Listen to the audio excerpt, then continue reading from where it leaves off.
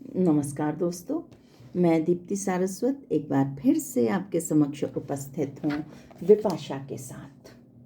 विपाशा के हिमाचल की हिंदी कविता में से आज मैं आपके लिए लेके आई हूँ सबसे पहले अरुणजीत ठाकुर की छोटी छोटी कुछ कविताएं। पहली कविता जो पढ़ रही हूँ उसका शीर्षक है रेचन।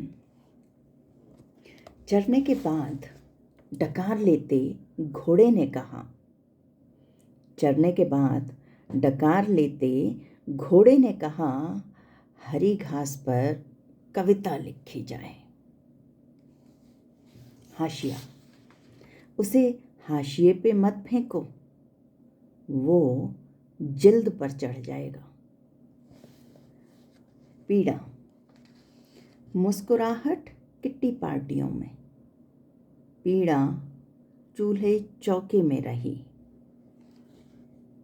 धार, जरा सोच को धार दे दूं, दिल से कांटा निकालना है।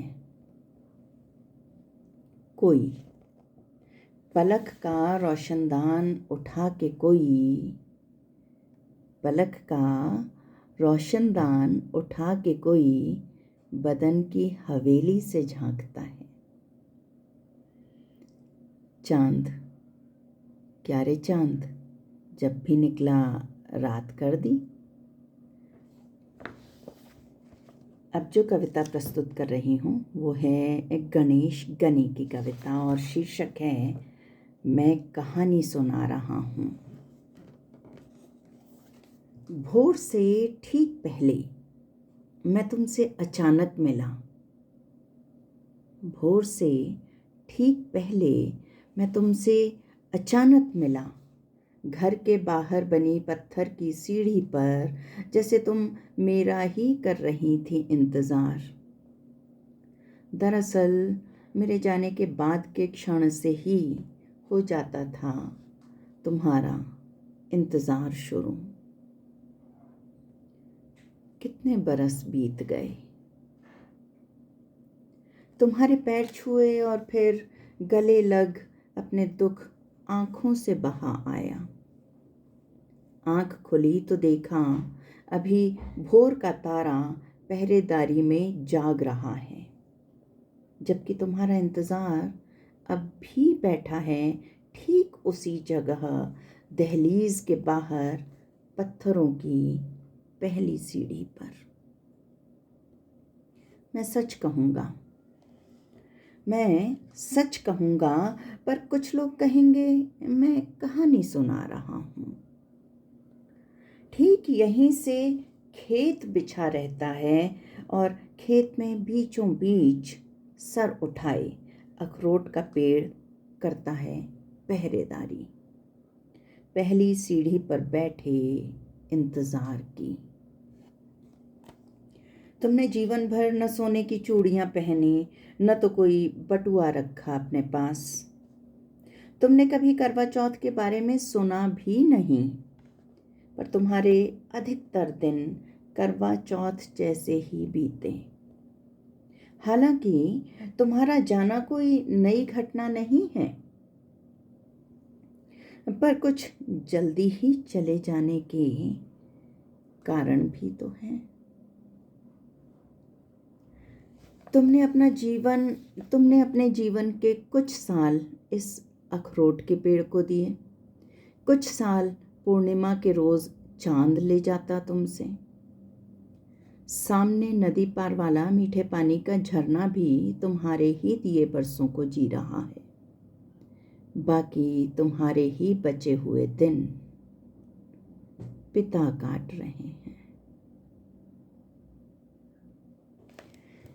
गणेश गनी का जन्म 1972 का है। पैतृक गांव शीर पांगी, जिला चंबा से आप संबंध रखते हैं। और अरुणजीत ठाकुर, इनका जन्म 1971 का है और पैतृक गांव ठियोग है, जिला शिमला से संबद्ध हैं।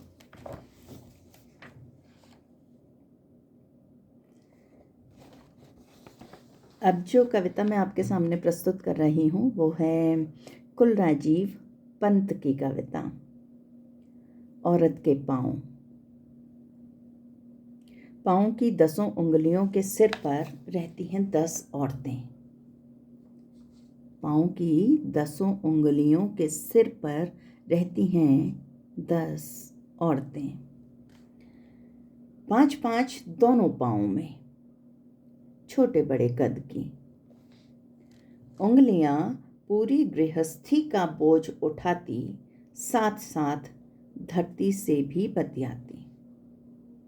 सुनती उसकी धड़कनें, उसे पुचकारती, सहलाती। धरती की पीड़ा छलक जाती, ठीक औरत के दुख की तरह। औरत चलती, पहले एक पाँव उठता, फिर दूसरा। उठती जरा सी एड़ी, उंगलियां धरती छूती।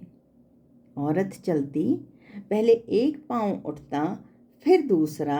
उठती जरा सी एड़ी, उंगलियां धरती छूती। उंगलियों के दाब से गुदगुदी लगती धरती को। धरती खिलखिलाकर हंसती। हर सुबह वह इंतज़ार करती, औरतें आएं, उसे गुदगुदाएं। भूल जाए वह अपने दुख कुछ समय के लिए। पूरी दुनिया की औरतें अगर चल पड़ें एक साथ, उनकी उंगलियों की गुदगुदाहट से धरती खिलखिलाकर लोटपोट हो जाए। खूब निखर जाए उस दिन दुनिया औरतों की धमक से। ये जो कविता लिखी गई है 2021 में लिखी गई है और कुलराजीव पंत जी का जन्म है 1952 का। पैतृक गांव सोलन है, हिमाचल प्रदेश से हैं। अब कविता है KR भारती जी की, कंधों पर घर। उठाए कंधों पर बांस की सोटियां, खूंटियां कुछ रस्सियां, औजार कुछ बर्तन असबाब, कुछ मोमजामी चादरें, बिछौने कुछ ओढ़न। चले आए थे जाने कहाँ से वे सपरिवार। शहर के एक छोर पर रातों रात तन गए उनके तंबू, और देखते ही देखते बस गईं बस्तियां। वहीं से लगे वे काम पर आने जाने, बुनने लगे अपनी जिंदगी के सब ताने बाने। खुले में वहीं सजे उनके चूल्हे चौके, वहीं मने उनके तीज त्योहार।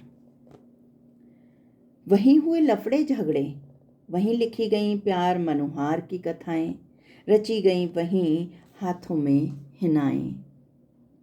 वहीं बच्चों ने भरी किलकारियां, युवाओं ने भरे कुलांचे, और वहीं किसी का जीवन गया सदा के लिए ठहर। सहसा देखा एक रोज, सहसा देखा एक रोज, उखड़ गए थे उनके तंबू, और चल दिए थे जाने किस ओर, उठाए कंधों पर घर। बेयायावर देख सब मैंने यह जाना, नहीं होते जिनके मकान, उनके भी होते हैं घर। यह कविता 2013 में लिखी गई है। KR भारती जी का जन्म 1955 का है। पैतृक गांव नारा गलोड़, जिला हमीरपुर, हिमाचल प्रदेश। आज के लिए इतनी ही कविताएं। शीघ्र ही आपसे फिर मिलना होगा, तब तक के लिए आज्ञा दें। नमस्कार।